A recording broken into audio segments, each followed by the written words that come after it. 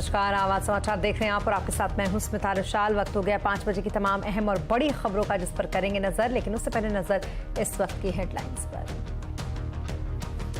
Long weekend के बाद भी बाजार में गिरावट का सिलसिला जारी। आज भी विदेशी बाजारों ने बिगाड़ा मूड। सेंसेक्स 316 तो निफ्टी 110 पॉइंट गिरकर बंद। वेदांता की रिस्ट्रक्चरिंग से होगा निवेशकों का फायदा। अनिल अग्रवाल बोले, अलग अलग बिजनेस में मिलेगा निवेश का मौका। आज शेयर करीब 4% चढ़कर बंद। जेएसडब्ल्यू इंफ्रा की जोरदार लिस्टिंग, 20% प्रीमियम पर शेयर हुआ लिस्ट। अपर सर्किट लगने के बाद कुल 32% चढ़कर हुआ बंद। चांदी 7 महीनों के निचले स्तर पर पहुंची। आज एमसीएक्स पर भाव करीब 3000 टूटा। 65,800 के नीचे लुढ़का भाव। डॉलर की मजबूती और बॉन्ड यील्ड की तेजी बना रहे हैं दबाव। बिहार में जातीय जनगणना के आंकड़ों पर सर्वदलीय बैठक में मंथन। इंडिया गठबंधन के दलों की देश भर में जातिगत जनगणना की मांग। पीएम मोदी ने कहा, कांग्रेस पर प्रहार कर हिंदुओं को बांटकर देश बांटना चाहती है कांग्रेस। क्या अल्पसंख्यकों को कांग्रेस हटाना चाहती है क्या? तो क्या सबसे बड़ी आबादी वाले हिंदू अब आगे बढ़कर अपने सारे हक ले लें क्या? न्यूज पोर्टल न्यूज क्लिक से जुड़े 7 पत्रकारों के घर दिल्ली पुलिस के छापे। पोर्टल पर चीन से फंड लेने का आरोप। प्रेस क्लब ऑफ इंडिया ने कहा वो पत्रकारों के साथ। एशियन गेम्स में भारत की सक्सेस स्टोरी जारी। आज भी आए 2 ब्रॉन्ज मेडल। नौकायान और बॉक्सिंग में मिली सफलता। 13 गोल्ड के साथ भारत 4 नंबर पर काबिज।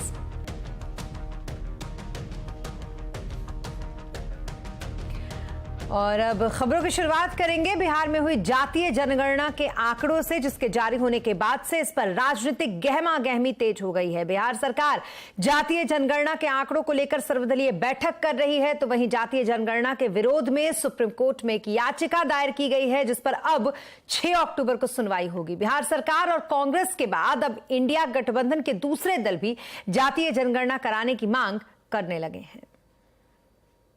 नरेंद्र मोदी जी की सरकार को पूरे देश में जातीय जनगणना करानी चाहिए।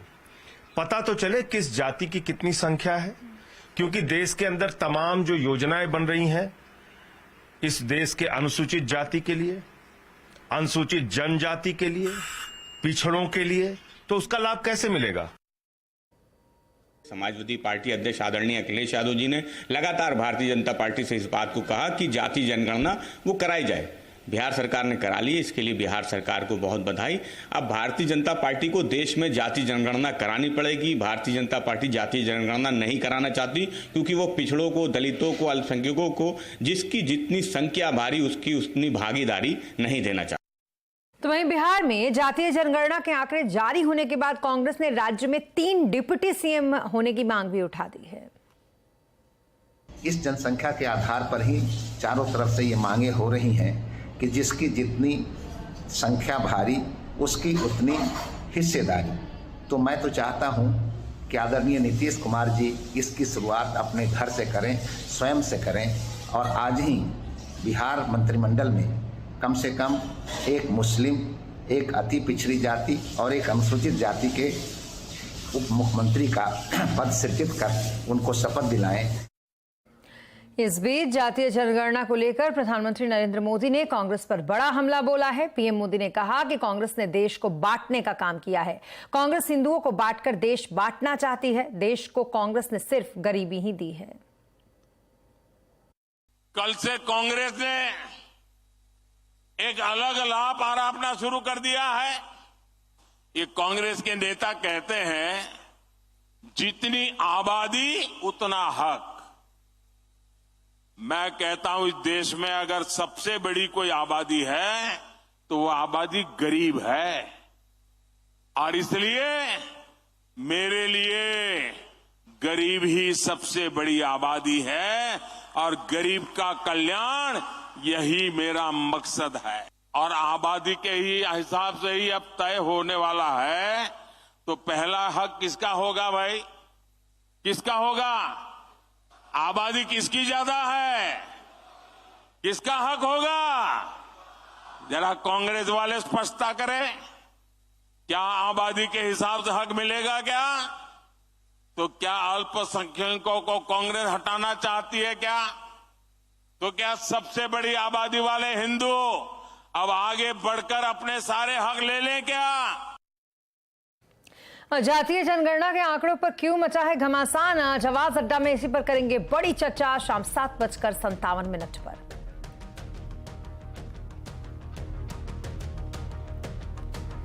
और प्रधानमंत्री नरेंद्र मोदी आज छत्तीसगढ़ के दौरे पर रहे, जहां वो छत्तीसगढ़ के जगदलपुर पहुंचे। यहां उन्होंने 26,000 करोड़ की परियोजनाओं का शिलान्यास और उद्घाटन किया।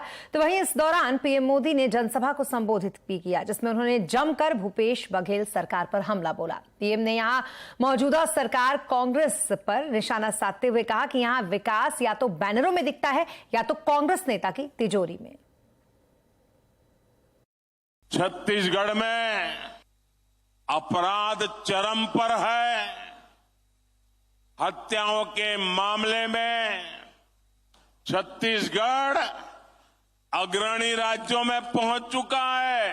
छत्तीसगढ़ में विकास या तो पोस्टर और बैनरों में दिखता है या फिर कांग्रेस के नेताओं की तिजोरी में दिखता है।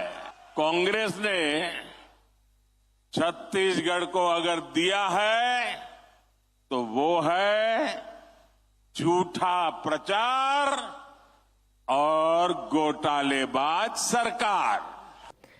तो वहीं छत्तीसगढ़ के बाद आज प्रधानमंत्री नरेंद्र मोदी तेलंगाना भी पहुंचे। इस दौरान पीएम मोदी ने 8,000 करोड़ रुपए से ज्यादा की विकास परियोजनाओं का उद्घाटन और शिलान्यास किया, जहां उन्होंने अपनी सभा को खत्म करने के बाद निजामाबाद में रोड शो भी किया।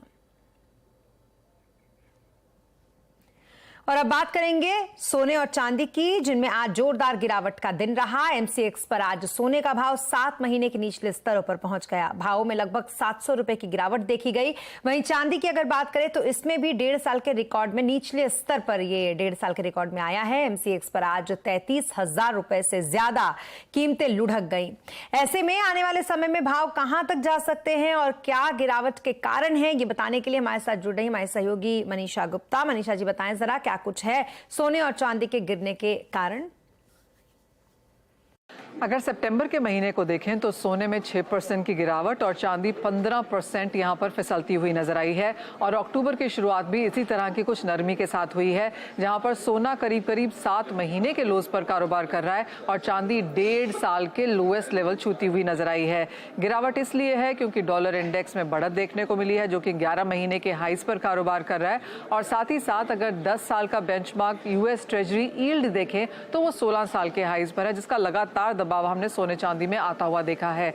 चांदी में कुछ ज्यादा गिरावट इसलिए भी है क्योंकि चांदी एक पार्ट इंडस्ट्रियल मेटल भी है। और अगर मेटल्स की बात की जाए तो यहां पर सब तरफ 3 से 4% की गिरावट थी, जिसका भी असर यहां पर चांदी में पड़ता हुआ नजर आया। इंपॉर्टेंट बात यह है कि इवन एज हेज फंड्स और मनी मैनेजर्स यहां पर सोने चांदी में बिकवाली कर रहे हैं, लेकिन दूसरी तरफ अगर आप ग्लोबल सेंट्रल बैंक्स देखें तो वो लगातार यहां पर सोना अपने रिजर्व्स में ऐड करते हुए नजर आए हैं। और साथ ही साथ जो रिटेल खरीदारी है वो भी खासी यहां पर स्ट्रांग है। जो ईगल मिंट के सिल्वर कॉइन्स हैं या फिर गोल्ड कॉइन्स जो मिडिल ईस्ट में हैं, उनकी खरीदारी अच्छी खासी होती हुई नजर आई है। और ये जो भाव गिरे हैं इसका फायदा भारतीय रिटेल भी उठाता हुआ नजर आएगा, क्योंकि यहाँ पर त्योहार हैं और अगले महीने से यहाँ पर शादियों का सीजन भी शुरू हो जाएगा। एंड इन एनी केस बाजार का ये मानना है कि जब ये इंटरेस्ट रेट साइकिल यूएस की खत्म हो जाएगी और जिस तरह की दिक्कतें यहाँ पर इकोनॉमी को लेकर हैं, चाहे वो फैक्ट्री है या सर्विसेज है, मैन्युफैक्चरिंग है, इसका फायदा सोना चांदी आगे जाकर जरूर उठाएगा। तो बाजार मानता है कि मुनाफा वसूली काफी हद तक हम देख चुके हैं। यहां से और 5-7% की अगर गिरावट मिलती है तो वो खरीदारी के मौके रह सकते हैं इन्वेस्टर्स के लिए, जो सोने और चांदी को 1 से 2 साल के नजरिए के हिसाब से खरीदना चाहते हो। और अब बात करते हैं बाजार की, और यहां पर भी आज गिरावट का दिन रहा। आज खराब ग्लोबल संकेतों से बाजार में गिरावट रही। इसी के साथ सेंसेक्स और निफ्टी गिरावट के साथ बंद हुए। सेंसेक्स 316 अंक गिरकर 65,512 पर बंद हुआ, तो वहीं निफ्टी 110 अंक गिरकर 19,529 पर बंद हुआ। मार्केट का पूरा हाल समझने के लिए चलते हैं सुमित के पास। सुमित, बताएं जरा कैसा रहा आज मार्केट का मूड और माहौल? देखिए, आज भारतीय बाजारों में हफ्ते का पहला कारोबारी सत्र था और 3 दिन के एक्सटेंशन के बाद मार्केट्स वापस आए हैं। तो आज थोड़ा प्रेशर ग्लोबल क्यूज से आता हुआ दिखाई पड़ा और ग्लोबल क्यूज का जो प्रेशर था वो मार्केट में प्रिवेल कर रहा था अक्रॉस द बोर्ड। तो आज फ्रंट लाइन इंडेक्स में बिकवाली थी, mid cap small cap first half में टूटे हुए थे, सेकंड हाफ में हालांकि रिकवरी आई। रिकवरी के बाद मिड कैप स्मॉल कैप तो फ्लैट बंद हुए, लेकिन फ्रंट लाइन इंडेक्स के अंदर दबाव के साथ ही वहां पर क्लोज होता हुआ दिखाई पड़ा। निफ्टी बैंक में प्रेशर था, आईटी ने थोड़ा संभाला, लेकिन अदरवाइज मेटल में दबाव, ऑटो में दबाव और बाकी जो पीएसयू बैंकिंग को देखेंगे तो वहां पे खरीदारी रही। फार्मा में थोड़ा बहुत इक्के दुक्के स्टॉक में खरीदारी थी, लेकिन पीएसयू बैंक, रियल्टी यहां पर थोड़ी बहुत खरीदारी और बाकी सारे इंडिसेस में मेजरली प्रेशर आता हुआ दिखाई पड़ा। इसमें एनर्जी, ऑटो, फार्मा ये सब ऐसे नाम थे जहां पर अच्छी खासी बिकवाली बनते हुए दिखाई पड़ी। तो मिड कैप फ्लैट, लेकिन फ्रंट लाइन इंडेक्स में थोड़ा दबाव देखने को मिला। जी, इसके अलावा सेक्टर्स का कैसा हाल रहा सुमित, कहां किस तरीके का एक्शन? देखिए, आज निफ्टी के टॉप गेनर्स की बात की जाए तो उसमें आज नाम शुमार था बजाज फाइनेंस का, लार्सन एंड टूब्रो का, जहां पे खरीदारी का दौर बनता हुआ दिखाई पड़ा। साथ साथ टाइटन और बजाज फिनसर्व 1.5 से लेकर 2% तक की खरीदारी यहां आते हुए दिखाई पड़ी। गिरने वाले शेयरों में आज ओएनजीसी लीड कर रहा था निफ्टी में, करीब ओएनजीसी आइशर के नंबर्स के बाद मारुति और आइशर दोनों में प्रेशर आता हुआ दिखाई पड़ा गिरने वाले शेयरों में, और हिंडाल्को कुछ और ऐसे नाम जहां पर आज के सत्र में दबाव बनता हुआ दिखाई पड़ा। तो वहां पर कुछ हद तक प्रेशर था, तो हिंडाल्को, मारुति, आइशर और ओएनजीसी जहां दबाव देखने को मिला। मिड कैप गेनर्स में जीवन स्मॉल फाइनेंस बैंक में खरीदारी थी, नेटवर्क 18, महानगर गैस, पीएनबी हाउसिंग 7 से लेकर 9% तक का उछाल यहां पर आता हुआ दिखाई पड़ा। और इसके अलावा गिरने वाले शेयरों में एमसीएक्स, डेल्टा कॉप या फिर टाटा इन्वेस्टमेंट और आईआरबी इंफ्रा, ये कुछ ऐसे नाम थे जहां पर कुछ हद तक बिकवाली आते हुए दिखाई पड़ी। तो 2.5 से लेकर 4.5% तक की बिकवाली यहां देखने को मिली। तो ओवरऑल आज सिलेक्टिव स्टॉक्स में अपमूव था, लेकिन एनर्जी स्टॉक्स के अंदर आज दबाव बनता हुआ दिखाई पड़ा। जी, बहुत शुक्रिया तमाम मार्केट अपडेट के लिए आपका सुमित। और फर्स्ट ग्लोबल की चेयरपर्सन और एमडी देवीना मेहरा का कहना है कि स्मॉल कैप शेयरों में रिस्क जारी रहेगा, इसलिए निवेशक सावधानी से निवेश करें। देवीना मेहरा ने आगे ये भी कहा कि आईटी में स्लो डाउन जारी है, मगर निवेशक मिड कैप आईटी में निवेश कर सकते हैं। मेरा ये नजरिया रहा है कि अभी आपको निवेशित रहना चाहिए, क्योंकि ऐसा क्रैश का कोई बहुत बड़ा डर, जहां तक लार्ज कैप्स की बात मैं कर रही हूँ, वहां नहीं नजर आता है। उसी तरह का अगर आप लंबा समय देखें स्मॉल कैप्स में, तो बहुत सारे निवेशक बाजार में नए आए हैं, उनको शायद इतिहास मालूम नहीं है कि स्मॉल कैप में जब तेजी आती है तब तो बहुत अच्छी लगती है, लेकिन वो जब क्रैश करता है तो वो फिर बहुत लंबे समय तक आपको कोई मौका नहीं देता है। बहुत ज्यादा ओवरवेट नहीं हुए, थोड़ा सा ओवरवेट है, उसमें भी मेरे ख्याल मिड कैप आईटी थोड़ा ज्यादा है। और आज बाजार में भले ही गिरावट रही हो, लेकिन जेएसडब्ल्यू इंफ्रा की शानदार लिस्टिंग इस बीच हुई है। निवेशकों को खुश कर दिया है इस लिस्टिंग ने। बीएसई पर जेएसडब्ल्यू इंफ्रा का शेयर 20% प्रीमियम के साथ 143 रुपए प्रति शेयर लिस्ट हुआ और लिस्ट होने के बाद शेयर 32% से ज्यादा उछाल के साथ 57 रुपए 75 पैसे पर ट्रेंड करता हुआ नजर आया। लगभग इसी स्तर पर शेयर बंद भी हुआ। और आपको यह भी बता दें कि इसका आईपीओ 25 सितंबर को खुला था और आईपीओ का प्राइस बैंड जो था वो रखा गया था 113 रुपए से 119 रुपए प्रति शेयर से तय किया गया था। जेएसडब्ल्यू इंफ्रा की लिस्टिंग पर कंपनी के जॉइंट एमडी और सीईओ अरुण माहेश्वरी ने कहा कि कंपनी आईपीओ के जरिए 2800 करोड़ जुटाएगी, साथ ही 1200 करोड़ कैपेक्स पर भी वो खर्च करेगी। ये टोटल जो आईपीओ है 2800 करोड़ रुपए का था, उसमें से 1200 करोड़ रुपए कैपेक्स प्लान के लिए जाएगा, जो हम लोगों ने ऑलरेडी स्टेट किया हुआ है। एक एलपीजी टर्मिनल बनेगा, upgradation of container terminal of Mangalore रहेगा और कुछ छोटे और कैपेक्सेस हैं। 880 करोड़ रुपया डेट रिपेमेंट में जाएगा और 700 करोड़ रुपया जनरल कॉर्पोरेट पर्पज के लिए है। तो post this now IPO net debt पे अगर हम देखें तो it's a net debt free company, because there is enough cash in the system. So looking at the जो अभी अपकमिंग जो प्रोजेक्ट्स आ रहे हैं उसमें फिर धीरे धीरे डिप्लॉय होगा पैसा, जो भी हमने स्टेट किया हुआ आरएसपी में। और अब बात करते हैं आज की सबसे बड़ी कॉर्पोरेट खबर की, जो वेदांता से जुड़ी है, जिसने अपने कारोबार की बड़ी रीस्ट्रक्चरिंग करने जा रही है। पूरे कारोबार को 6 सेगमेंट में बांटने की तैयारी वेदांता ने कर ली है। आखिरकार क्या है ये पूरी योजना, उसमें क्या फायदा होगा, ये बता रही हैं हर्षदा सावंत। एक बार फिर बड़ी रिस्ट्रक्चरिंग वेदांत में आती हुई दिखाई देगी, जहां पर कंपनी ने ऐलान कर दिया है कि अपने कारोबार को 6 इकाइयों में बांटने वाले हैं। अब कंपनी का मानना है कि इस बदलाव के बाद हर यूनिट अपनी कोर कॉम्पिटेंसी पर फोकस करेगी। अब शेयर धारकों को क्या मिलेगा? वेदांत का अगर आपके पास एक शेयर है तो इसके बदले में आपके हाथ नई इकाइयों के अलग अलग 5 शेयर मिलने वाले हैं, यानी कि हर इकाई का एक शेयर आपके हाथ लगता हुआ दिखाई देगा। अब देखिए कंपनी के हाथ किस तरह से बिजनेस बांटा गया है। जो वेदांत का कारोबार है उसमें हिंदुस्तान जिंक आएगा, फिर aluminium, base metal, oil and gas, power और स्टील, ये अलग अलग करके रखे गए हैं।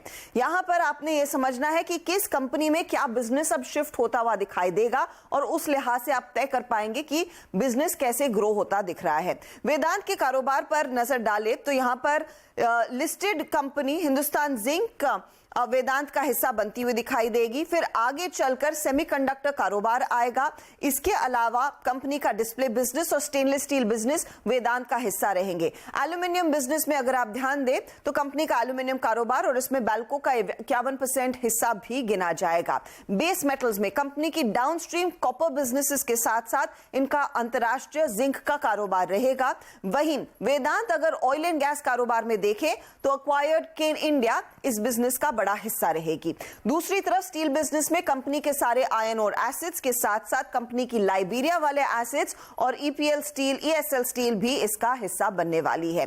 पावर की जो इकाई रहेगी कंपनी के सारे कैप्टिव पावर एसिड्स उसमें ट्रांसफर किए जाएंगे। अनुमान यही है कि 2026 तक यानी कि FY25 तक ये पूरी प्रक्रिया पूरी होगी। लेकिन business wise Hindustan zinc FY23 में सबसे ज्यादा योगदान इसी कंपनी में दे रही थी। उसके बाद बाकी बड़ा हिस्सा ऑयल एंड गैस कारोबार से आ रहा था और फिर एल्यूमिनियम बिजनेस का भी कारोबार करीब 16% के करीब था। अगर आप देखें कि रेवेन्यू कंट्रीब्यूशन कैसा रहा है FY23 में, तो रेवेन्यू कंट्रीब्यूशन के लिहाज से सबसे ज्यादा कंट्रीब्यूशन एल्यूमिनियम बिजनेस का आया, फिर वेदांत के बाकी बिजनेसेस जिसमें आप हिंदुस्तान जिंक भी जोड़ेंगे और उसके बाद बेस मेटल्स और बाकी कंपनियों का कंट्रीब्यूशन रहा है। लेकिन इस कॉर्पोरेट रिस्ट्रक्चरिंग का क्या फायदा रहेगा? कंपनी कहती है उसका पूरा कॉर्पोरेट स्ट्रक्चर और सरल होगा। अलग अलग इकाइयों को अपना कारोबार स्ट्रेटेजिक तरीके से बांटने और बढ़ाने में दरअसल मदद मिलती हुई दिखाई देगी और साथ ही निवेशकों के पास कारोबार के लिहाज से निवेश करने के अलग विकल्प भी मिलते हुए दिखाई देंगे। अब वेदांत ग्रुप को उम्मीद है कि इस पूरी प्रक्रिया के बाद कंपनी बड़े पैमाने पर अपने एसेट्स की वैल्यू अनलॉकिंग करती हुई दिखाई देगी। यही नहीं, अगर जरूरत पड़ी तो कंपनी आगे जाकर एक स्ट्रेटेजिक निवेशक भी आसानी से ला पाएगी और जानकार मानते हैं कि इस डीमर्जर एक टैक्स एफिशिएंट डीमर्जर रहेगा। लेकिन सवाल यही है कि बड़े कर्ज को कंपनी कैसे राइट ऑफ करेगी। कंपनी यानी कि वेदांत रिसोर्सेज की बुक्स पर $6.8 बिलियन का अब तक डेट है, जिसे इन्हें अगले 6 महीने और 1 साल में चुकाना है। सेकेंड हाफ ऑफ FY24 में $1.4 बिलियन की कर्ज चुकाना है। FY25 तक $3 बिलियन तक का कंपनी को कर्ज चुकाना है। इस पूरी वैल्यू अनलॉकिंग और डीमर्जर के बाद उम्मीद यही है कि कुछ एसेट्स बिक सकते हैं और वहां से अगर रकम आती है तो कंपनी उसे कर्ज चुकाने में इस्तेमाल कर सकती है। हालांकि इस पर कंपनी ने अब तक खुलासा नहीं किया है। वहीं इस बीच डीमर्जर पर वेदांता के चेयरमैन अनिल अग्रवाल ने हमारे नेटवर्क से खास बातचीत की और कहा कि डीमर्जर से निवेशकों के लिए वैल्यू क्रिएशन होगा। निवेशकों को अलग अलग बिजनेस में निवेश करने का मौका भी मिलेगा। It is a very transparent, governance-oriented company. It is run by the top professional. It has so much of demand-supply gap. So, and the demand is growing tremendously. One thing I can assure you, this demerger is going to bring a lot of wealth creation for them. At the same time, it will have a nation building because all this material we are importing, which will be substitute, and lot of opportunity for them to shareholder to invest. Even the 500-700 industry which will be setting up or they are being set up to process this material.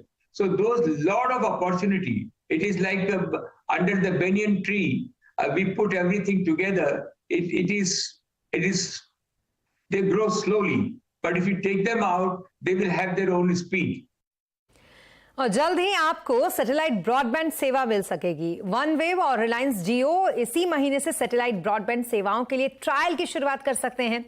कैसे, ये बताने के लिए हमारे साथ है असीम मनचंदा। असीम, बताएं जरा क्या कुछ डिटेल्स हैं आपके पास।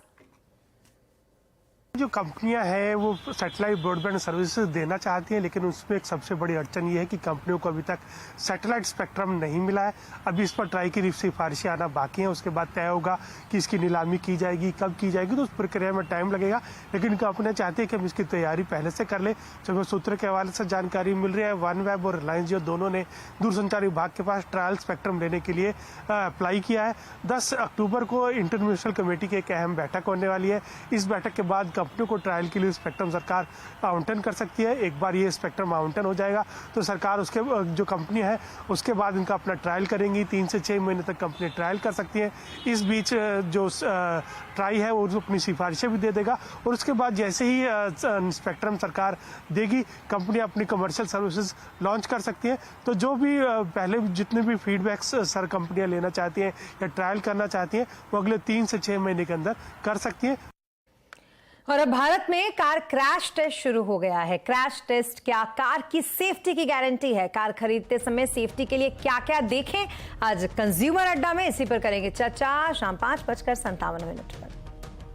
अब ब्रेक के बाद एक बार फिर आपका स्वागत है। अब बात करेंगे मेडिक्लेम की, क्योंकि मेडिक्लेम लेने वालों की संख्या हर साल 10 से 15% बढ़ रही है। लेकिन जब क्लेम लेने की बारी आती है तो राहत के बजाय आफत का सामना भी करना पड़ सकता है। तो आइए शुरू करते हैं CNBC आवाज की खास मुहिम, क्लेम में गेम क्यों।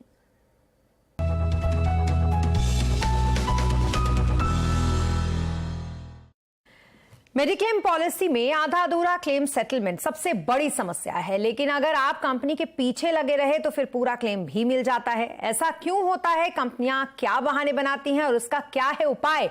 समझने के लिए देखते हैं केतन जोशी की ये ग्राउंड रिपोर्ट।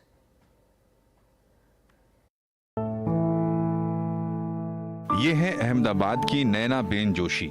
इन्होंने स्टार हेल्थ से 5 लाख का मेडिक्लेम लिया था, ये सोचकर कि कभी बीमार पड़ेंगे तो पैसे की चिंता नहीं रहेगी। जब बीमार पड़ी तो हॉस्पिटल का 67,000 रुपए का बिल आया। पहले तो स्टार हेल्थ ने कहा कि आपका क्लेम रिजेक्ट कर दिया गया है। फिर महीनों बाद क्लेम का पैसा तो मिला, लेकिन वो भी आधा, यानी 35,000 रुपए। बाकी 32,000 रुपए इन्हें अपनी जेब से देने पड़े। मेरे पथरी का दुखावा हुआ था तो अहमदाबाद में मैं दाखिल हुई थी अस्पताल में। और जो दाखिल हुई थी तो पहला जो पैसा था वो हमने दे दिया था अस्पताल में। और फिर हमने कंपनी ने जो हमें प्रोसेस की तो कंपनी ने हमने 67,000 बिल हुआ था हमारा, लेकिन हमने 67,000 बिल नहीं हमने परत दिया, लेकिन हमको 35,000 दिया, 35,000 समथिंग दिया है, ज्यादा नहीं दिया है। हमारा अनुभव अच्छा नहीं रहा। हालांकि इस पैसे को पाने के लिए भी नैना बेन जोशी को काफी मशक्कत करनी पड़ी। इस बारे में जब CNBC आवाज ने स्टार हेल्थ से बात की तो उनका कहना था कि मेडिक्लेम अप्रूवल नियमों के तहत किया गया है। अक्सर क्या होता है, जब रिइंबर्समेंट क्लेम होता है उसमें जब ग्राहक जाकर किसी अस्पताल में अपना इलाज करा लेता है बिना इंश्योरेंस कंपनी को बताए, और फिर बाद में आकर खाली बिल्स और क्लेम फॉर्म के द्वारा जब क्लेम करता है तो कई बार उसमें इस तरह की चीजें देखने को मिलती हैं जो कि एक फेयर सेटलमेंट के दायरे में नहीं दिखती हैं। और जो रेट्स चार्ज किए गए हैं या जो जिस तरह से पूरा इलाज हुआ है, कई बार उस पर काफी सारे प्रश्न खड़े हो जाते हैं। नैनाबेन जैसी लाखों महिलाएं हैं जो कि अपने परिवार के ऊपर निर्भर है, फिर भी इंश्योरेंस इस उम्मीद से लेती है कि जब उनको अस्पताल जाना पड़े तो जो खर्च होता है वो उनका पूरा को पूरा मिले। लेकिन जब मनमानी पर उतर आते हैं ऐसी अस्पताल, तब जाकर न केवल इक्का दुक्का कंपनी के ऊपर लेकिन समूचे सिस्टम के ऊपर एक सवाल उठता है। केतन जोशी, अहमदाबाद। और ऐसे ही मेडिक्लेम ग्राहकों को क्लेम देने में कंपनियों की आनाकानी के खिलाफ CNBC आवाज की मुहिम क्लेम में गेम क्यों देखना मत भूलिएगा, रोज शाम 5 बजे। और इसी के साथ इस बुलेटिन में फिलहाल इतना ही, लेकिन खबरों पर लगातार अपडेट के लिए आप बने रहें CNBC आवाज के साथ।